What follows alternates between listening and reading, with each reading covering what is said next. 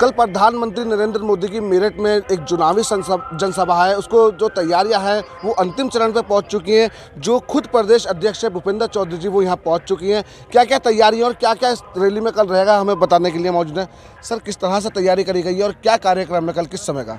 माननीय प्रधानमंत्री जी का शुभ आगमन है और उत्तर प्रदेश में देश में जिस प्रकार चुनाव शुरू हुआ, उत्तर प्रदेश के पश्चिम हिस्से में पहले और दूसरे चरण में मतदान होना, तो मेरठ में माननीय प्रधानमंत्री जी की इस भूमि पर माननीय प्रधानमंत्री जी का कल आगमन है और हम सब लोग भारतीय जनता पार्टी के कार्यकर्ता और इस क्षेत्र के सभी निवासी माननीय प्रधानमंत्री जी का स्वागत करने के लिए उत्साहित हैं और बड़ी संख्या में उपस्थित रहकर कल माननीय प्रधानमंत्री जी का स्वागत करेंगे। सर, पहले और दूसरे चरण में पश्चिमी उत्तर प्रदेश की 14 सीटें हैं। कहीं ना कहीं यहाँ से उन सब 14 सीटों के लिए एक जीत का मंत्र देंगे प्रधानमंत्री नरेंद्र मोदी?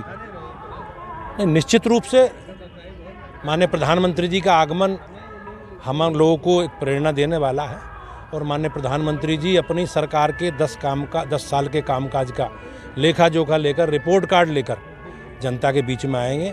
हमारी पार्टी हमने जो कहा है वो किया है और कल हम सब लोग माननीय प्रधानमंत्री जी के श्रीमुख से आने वाले भविष्य का देश का एजेंडा क्या होगा, इस प्रकार का एजेंडे उनके माध्यम से हम सब लोगों को सुनने मिलेगा। सर, जयंत चौधरी जब से एनडीए में शामिल हुए हैं, पहली बार वो मोदी के साथ जो है मन साझा करेंगे। आरएलडी का पूरा कुनबा मौजूद रहेगा, कौन कौन और सहयोगी दल मौजूद रहेंगे?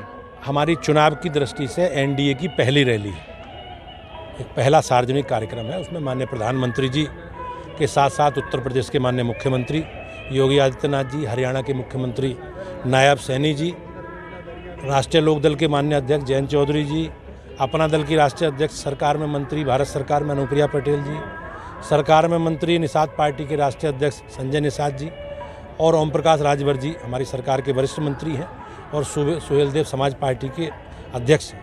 तो पूरे एनडीए का कुनबा, पूरा हमारा परिवार माननीय प्रधानमंत्री जी के नेतृत्व में इकट्ठा होगा और हमारी सरकार ने माननीय प्रधानमंत्री जी के श्रीमुख से हम लोगों को सुनने मिलेगा कि सरकार ने जो काम किए हैं और भविष्य में भारत का स्वरूप किस प्रकार का होगा, भारत किस प्रकार से जो माननीय प्रधानमंत्री जी का एक कल्पना है, माननीय प्रधानमंत्री जी का जो एजेंडा है भारत को विकसित राष्ट्र बनाने का, उस हम सब लोगों को सुनने मिलेगा। सर, आखिरी सवाल कि 2019 में यहीं से शंखनाद जो था प्रचार वो शुरू हुआ था पहली रैली, और 24 में भी यहीं से मेरठ से ही क्रांति धारा दर्शे से शुरुआत की गई है। इसके पीछे की वजह क्या है प्रधानमंत्री की?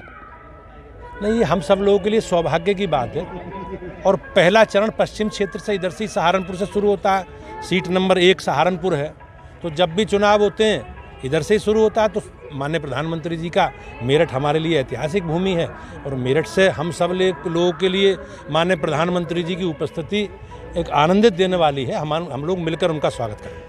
बिल्कुल, ये थे भूपेंद्र चौधरी जी जिन्होंने साफ तौर से बताया है कि कल प्रधानमंत्री मेरठ जो नरेंद्र मोदी है उनकी मेरठ में एक चुनावी जनसभा है और उसके साथ जो एनडीए का पूरा कुनबा है वो कल यहाँ मौजूद रहेगा। उसके साथ जो सहयोगी दल हैं और अन्य पार्टियां हैं वो भी यहाँ मौजूद रहेंगी। बड़े लीडर मोदी के साथ मंच पर दिखाई देंगे। कहीं ना कहीं जो पश्चिमी उत्तर प्रदेश का पहला और दूसरा चरण है उसके नतीजों को लेकर उसके जो मतदाता हैं उनसे अपील करने के लिए इस चुनावी जनसभा को देखा जा रहा है।